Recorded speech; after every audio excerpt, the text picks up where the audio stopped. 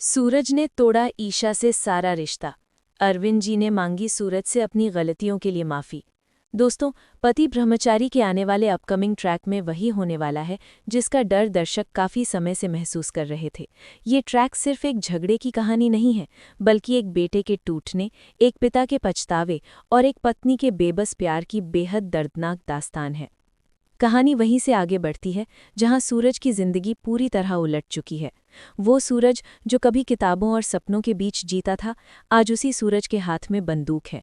आंखों में गुस्सा है और दिल में सिर्फ नफरत। और इसकी वजह है एक गलतफहमी, एक पिता का अविश्वास और एक पत्नी की खामोशी। जब रोती हुई ईशा अरविंद जी के सामने पूरी सच्चाई रख देती है तो अरविंद जी के पैरों तले जमीन खिसक जाती है। उन्हें पहली बार एहसास होता है कि जिस बेटे को उन्होंने समाज के डर से गुंडा मान लिया था, असल में उसी बेटे को उन्होंने खुद गुंडा बना दिया। ईशा कांपती आवाज में अरविंद जी को बताती है कैसे सूरज को बार बार ठुकराया गया, कैसे एक बंदूक देखकर उसके चरित्र पर सवाल उठाए गए और कैसे उसी अपमान ने सूरज को गलत रास्ते पर ढकेल दिया।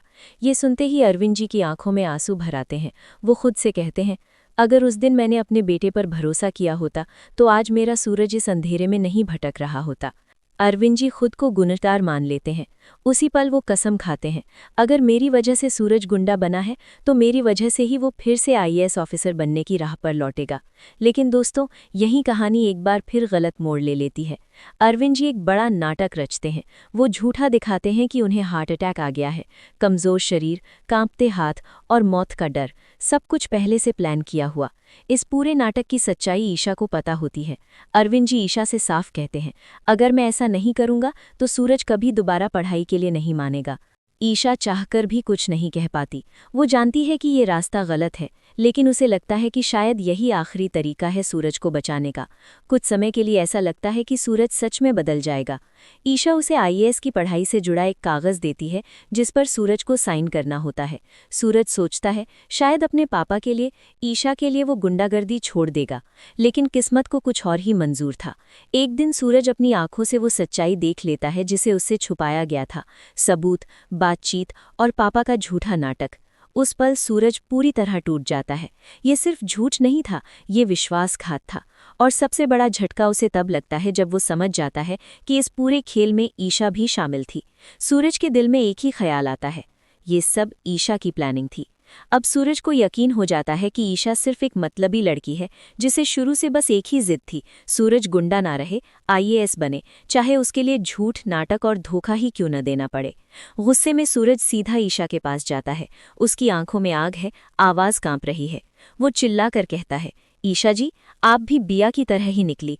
बिया ने मेरी दोस्ती का विश्वास तोड़ा और आपने उससे भी बड़ा धोखा दिया। ईशा कुछ कहना चाहती है लेकिन सूरज उसे रोक देता है। आप कभी मेरे दिल के करीब थी ही नहीं, आपने मेरे जज्बात कभी समझे ही नहीं।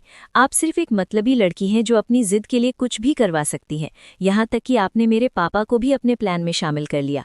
ये सुनकर ईशा का दिल चूर चूर हो जाता है। सूरज आगे कहता है, मेरे पापा ने भी मेरा भरोसा तोड़ दिया, मैं आप दोनों को कभी माफ़ नहीं करूंगा। गुस्से में वो ईशा की तुलना बिया से कर देता है।